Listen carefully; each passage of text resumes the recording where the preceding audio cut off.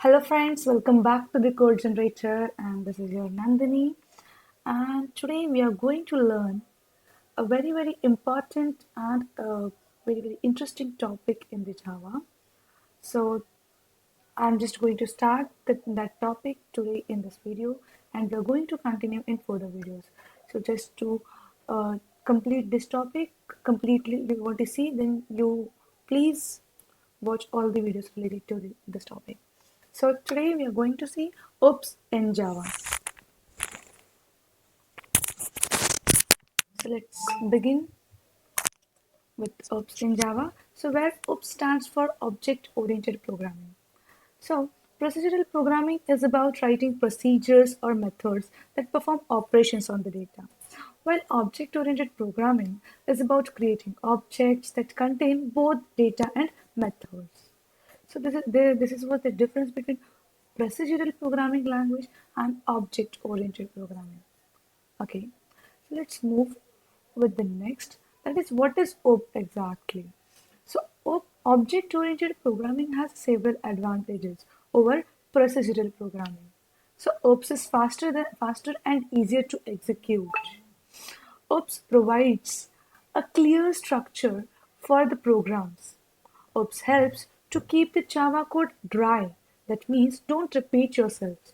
That means you do not need to repeat the code which you need to write again and again.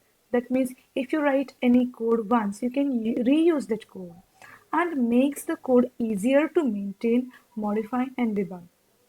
OOP makes it possible to create full reusable application with less code and shorter development time. So, the don't repeat yourself, that means try. This principle is about reducing a repetition of the code. You should extract out the codes that are common for the application and place them at a single place and reuse them instead of repeating it. And there are many more OOPS concepts that we are going to learn in the further videos. So there are um, specifically six concepts that are object, class, abstractions, encapsulation, inheritance, and polymorphism. So these are the many uh, much more important topics or concepts of the OOPS.